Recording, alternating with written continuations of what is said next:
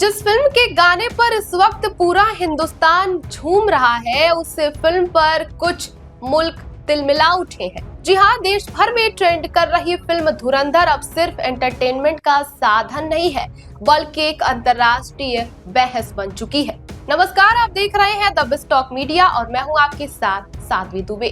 धुरंधर film को लेकर राजनीति इसलिए शुरू हुई है क्योंकि ये फिल्म भारत पाकिस्तान तनाव, आतंकवाद और भारतीय जासूसों के मिशन को दिखाती है।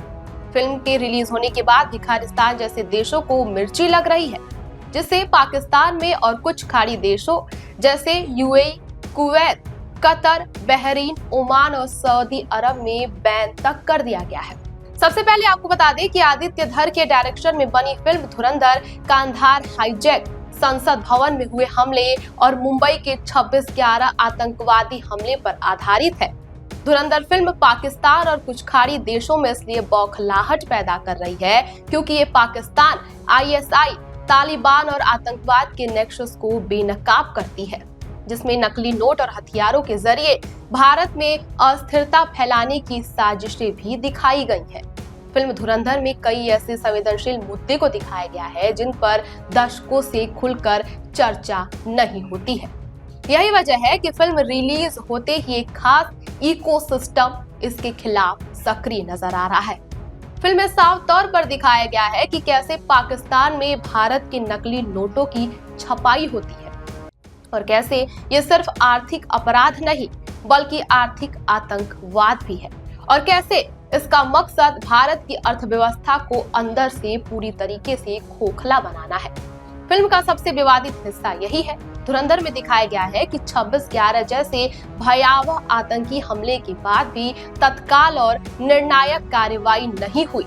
सिस्टम सुस्त रहा, राजनीतिक इच्छा शक्ति की पूरी तरीके से कमी दिखाई गई है। लोगों का कहना है कि फिल्म अप्रत्यक्ष रूप से 2014 से पहले और बाद की राजनीति की तुलना करती है। पहले चुप्पी, अब कार्रवाई। यही तुलना इस पूरे इकोसिस्टम को असहज कर रही है जो सालों से इस तरह के सवालों से बचता रहा है। यही वजह है कि धुरंधर से मोदी विरोधियों को मिर्ची तक लग गई है। फिल्म नहीं बल्कि उसमें उठाए गए सवाल उन्हें बेचैन कर रहे हैं, और जब जवाब नहीं होते हैं तो सबसे आसान रास्ता होता है कि उसे प्रोपेगेंडा बता देना।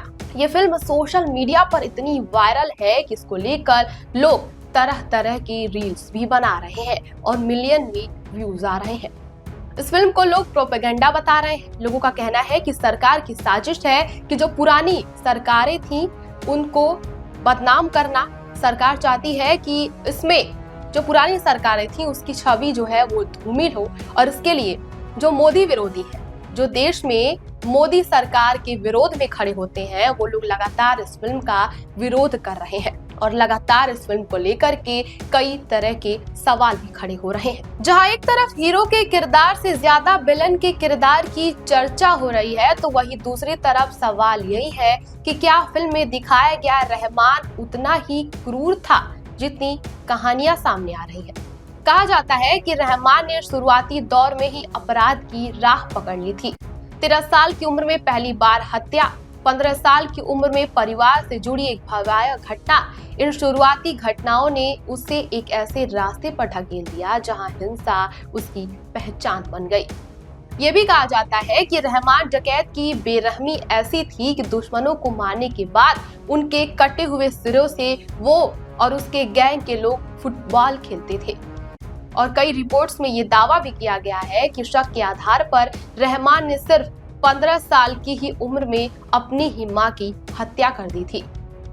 रहमान ने राजनीति में भी अपने पैर जमाने शुरू कर दिए थे। पाकिस्तान पीपल्स पार्टी के स्थानीय नेताओं से उसका बढ़ता संपर्क उसे एक लोकल पावर सेंटर के रूप में स्थापित कर रहा था। उसने अपना नाम बदलकर सरदार अब्दुल रहमान बलूच रखा और 2008 में पीपल्स अमन कमेटी बनाई, जिसका दावा था कि उसका उद्देश्य शांति स्थापित करना है। अगर बात करें फिल्म के बॉक्स ऑफिस कलेक्शन की, तो धुरंधर का 8वें दिन का बॉक्स ऑफिस कलेक्शन भी रोज की तरह ही दमदार रहा है।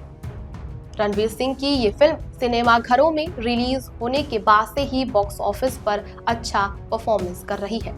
रिपोर्ट्स की माने तो धुरंधर ने अब तक 239.5 करोड़ रुपए से अधिक की कमाई कर ली है।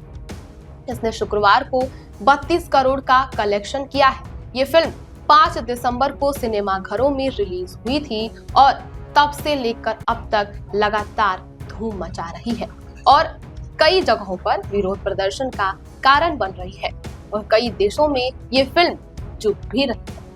इस खबर पर आपकी क्या राय है, हमें कमेंट बॉक्स में जरूर बताएं और देश दुनिया की तमाम खबरों को देखने के लिए हमारे चैनल को सब्सक्राइब करें।